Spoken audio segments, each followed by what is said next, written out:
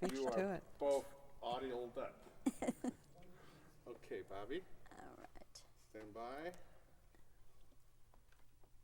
Ready, fire, aim. Again, Michael Learned and Tom Bosley, I thank you for coming to Fort Worth to our Bass Performance Hall with On Golden Pond, which I told you last night I thoroughly enjoyed. Thank Your you. performances are just perfection. Now then, I've seen it. It's been a while since I've seen either the film or the stage play. Did not see the Broadway revival. But I didn't remember it from my past experiences as having as much humor and as much comedy. And I remembered that there seemed to be a heavier drama going on as the play progressed. So my question to you is, for this revival and this production, did Ernest Thompson tweak the script? He's been tweaking for 30 years, really. It was a play originally, and every time it is done, whether it's done in a big city or he has stepped forward and been involved in it, and he's made little changes.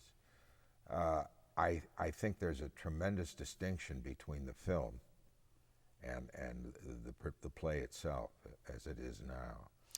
You know, our director, Leonard Foglia, said that James Earl Jones played, that they purposefully did not want this to be played for comedy. They want this to be played for people who are repressed, and who, you know, the sadness of the daughter that can't communicate with her parents and so on.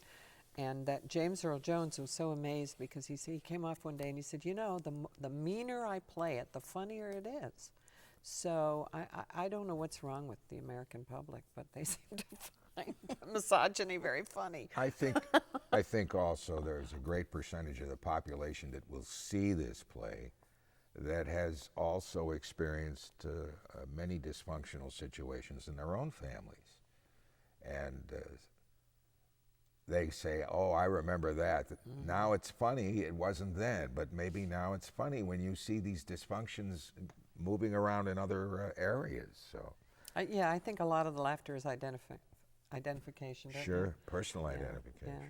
yeah. Do you think the fact that you both had such long runs doing sitcoms and television, that helped to bring out the humor?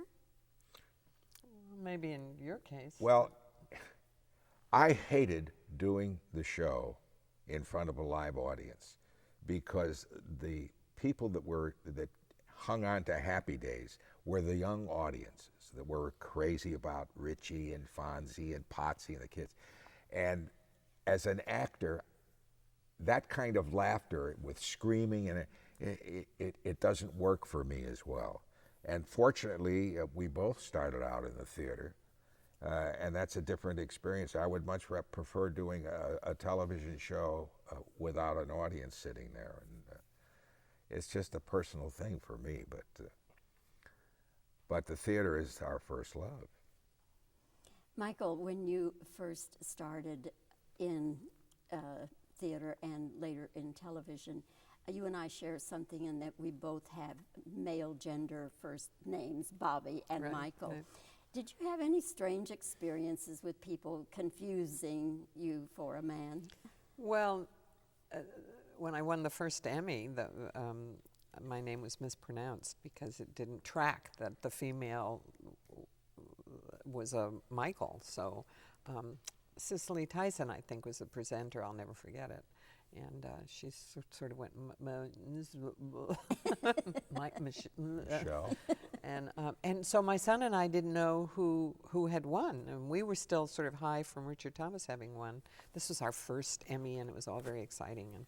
And then we suddenly realized it was me, and I'll never forget my son's face because I know it was a mirror of mine, which was like, you know, and.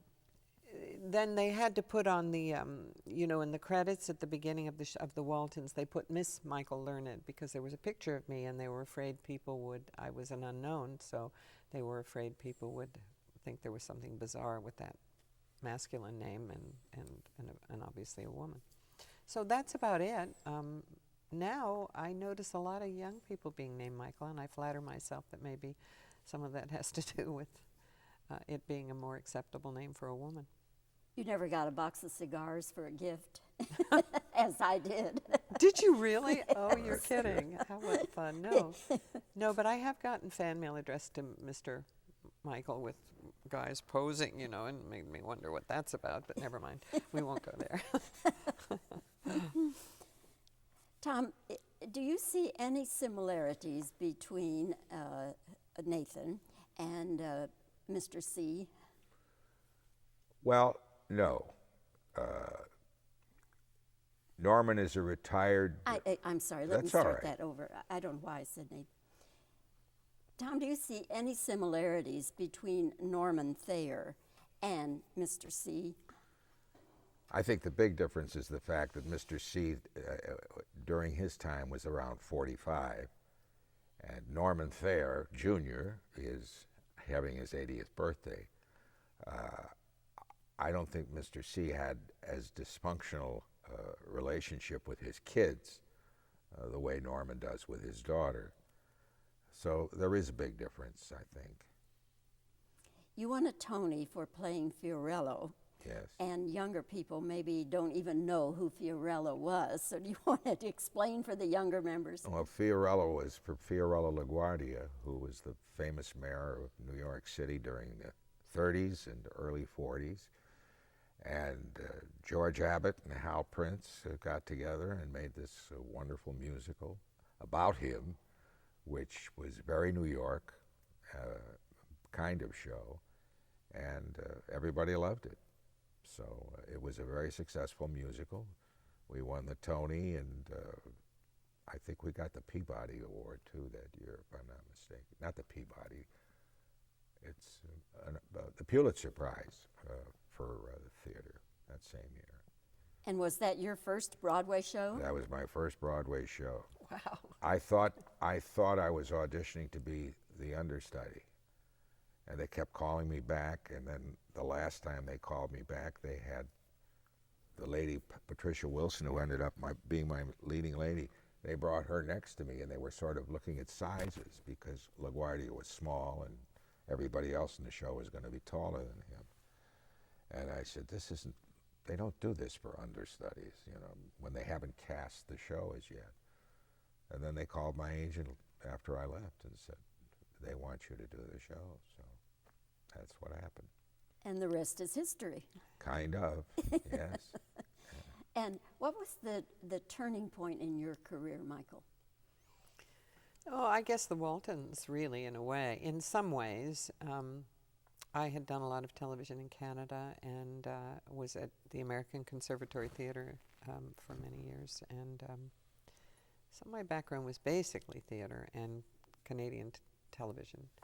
And so I'd say the Waltons, you know, when you're in a hit series, you suddenly become a household name, which is very helpful when you're, especially nowadays when most plays or tours are name recognized vehicles. Name recognizability, I guess, is what it is. So, you know, that was very helpful. In other ways, you sometimes wonder if, you know, because you're so identified with a character, whether it had inhibited perhaps films and stuff like that. But I'm very grateful for everything that's come my way. I wasn't necessarily when I was younger, because I was stupid. You know, in that when you're young, you sort of think, well, I should be playing this part and that part and not pouring coffee on Walton's Mountain. But it was a great experience. Is there any similarity between Ethel and Olivia? I think they're both feisty. They both love their husbands. I think the relationship between Olivia and John Walton was more 50-50 than the relationship between Norman and Ethel. And Norman sort of runs the show. Everything revolves around him on Golden Pond. And I think on the Waltons, Olivia and John were partners. It was more equal. So that would be the difference, and the similarity in that they both love their husbands. Well, I thank you both for your time today, and I hope you enjoy your run here in Fort Worth at the Bass Hall. And again, thank you personally from me for a wonderful evening of theater with On Golden Pond. Oh, thank you, Bobbie. That's so sweet. Thank you. You ready? Okay. And if you'll just start to answer, and then I'll wave you off because we already have your answers. Okay. You rolling? I'm rolling. It seems to me there's so much more humor in this On Golden Pond than others I've seen. I'm wondering, did Ernest Thompson, the writer, did he redo the script or tweak the script for this production? I think tweak is the right word. He has been working on that incessantly, really, since probably the first time it was ever done. That's fine. And That's good. That's good. Okay. Continuing then. Tom, is Norman Thayer anything at all like Mr. C in Happy Days? I don't think he's anything like Mr. C, really. There's a different time of life as far as age is concerned. That's good. Okay. You won a Tony for the Broadway play Fiorello. Now, some young people may not know who Fiorello is. Fiorello was the former famous mayor of New York in the 30s and the early 40s. That's fine. Okay. All right. You and I share male gender first names, so I wonder, have you had any unusual experiences as a result of being named Michael Leonard? Well, when the Waltons first came out, they had to put Miss in front of my name because they thought it would confuse people to see a woman. That's good. Okay. Are there any similarities between Olivia in the Waltons and Ethel in On Golden Pond? I think the similarities are that they both love their husbands. I think Olivia and John are more equal than Ethel and Norman. That's good. Okay. What was the other thing?